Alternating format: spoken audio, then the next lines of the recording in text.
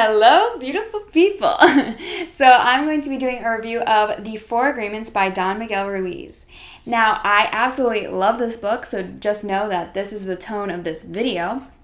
But I first want to start off with how I found this book, because this story just gives me chills every single time I tell it and every single time I think about it. So I was looking for stamps because I was mailing something, but I found myself being pulled to this corner of my house. Now, this corner has a basket of random items. Now, I always think that the stamps are in there, and I continued to look in there, look in the basket, look in the basket, look in the basket, and I couldn't find the stamps. And my mom kept telling me, obviously the stamps aren't there, so go look other places in the house. So I started to look in other places in the house, but something was screaming at me. Something was pulling me towards this corner of my house. And I kept looking in this basket, and I was getting so frustrated. And this was an ongoing process for a couple of hours because I just kept feeling myself pull to this corner. And then the last time I went there, I saw a book. And this wave of relaxation just came over me. And I felt safe and I felt calm. And I picked up the book, I sat down on my bed, and I read it from cover to cover. And that book was The Four Agreements. And I had never read anything nonfiction, really. I was always into fantasy, and I hadn't even read a book in over a year. But I sat down and I read this entire book in one sitting. And I inhaled it. It was like it inspired me. It breathed into me. And it was exactly what I needed to hear in a very hard time of my life. And I'm so grateful to this author. I'm so grateful to this book because truly it has changed my life. But remember, knowledge is nothing without implementation. And so it's great to read this book. But it's even better to read and apply the knowledge. So what are the four agreements, just so you can know what you're getting into? Well, the four agreements is be impeccable with your word. Now, this one is all about being nice to yourself, but also not saying anything against yourself. The second one is don't take anything personally. Now, he talks about this in this book, but people only see you through their lens of their life, their filter of their own life. Everything they say about you really isn't personal. It isn't really about you. It's about them. Now, don't make assumptions is the third agreement. Now, this one I needed to hear because it's all about communication. And I, needed communication help with others, but also being able to communicate with myself. I didn't have that before.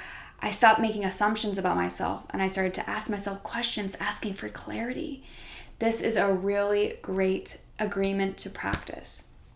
And then the fourth agreement, always do your best.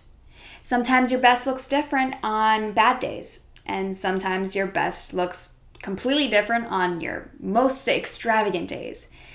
But either way, always do your best, because then you don't have that self-judgment. Then you don't have that regret. Then you don't have that self-abuse that can happen.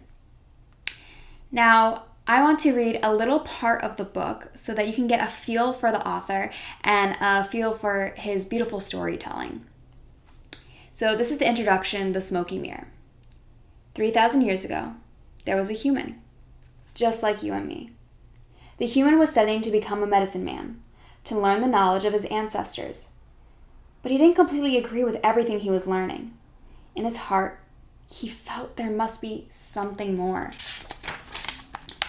One day, as he slept in a cave, he dreamed that he saw his own body sleeping. He came out of the cave on the night of a new moon. The sky was clear, and he could see millions of stars.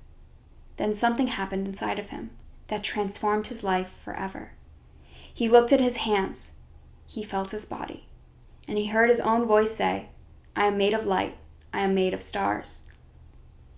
He looked at the stars again and he realized that it's not the stars that create light, but rather light that creates the stars. Everything is made of light, he said, and the space in between isn't empty. And he knew that everything that exists is one living being, and that the light is the messenger of life because it is alive and it contains all information. Then he realized that although he was made of stars, he was not those stars. I am in between the stars, he thought. So he called the stars the tonal and the light between the stars the noggle. And he knew that what created the harmony and space between the two is life or intent. Without life, the tonal and noggle would not exist. Life is the force of the absolute, the supreme, the creator who creates everything. This is what he discovered. Everything in existence is a manifestation of the one living being we call God. Everything is God. And he came to the conclusion that light perception is merely light perceiving light. He also saw that matter is a mirror. Everything is a mirror that reflects light and creates images of that light. And the world of illusion, the dream, is just like smoke, which doesn't allow us to see what we really are. The real us is pure love, pure light, he said. This realization changed his life forever. Once he knew what he really was, he looked around at other humans and the rest of nature, and he was amazed at what he saw. He saw himself in everything, in every human, in every animal, in every tree, in the water, in the rain, in the clouds, in the earth. And he saw that life mixed the tonal and the noggle in different ways to create billions of manifestations of life. Whew!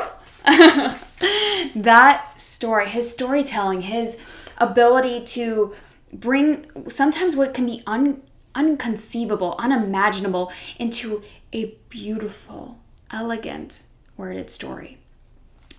Now, again, I highly suggest this book because this book, the entire book is like this. It's this storytelling. It's this standing in power, and it's absolutely beautiful.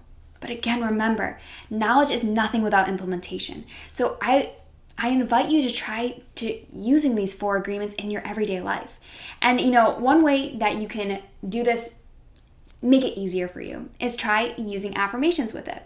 So you can use the affirmations every morning and say it in the mirror. Say, I am impeccable with my word. I no longer take anything personally.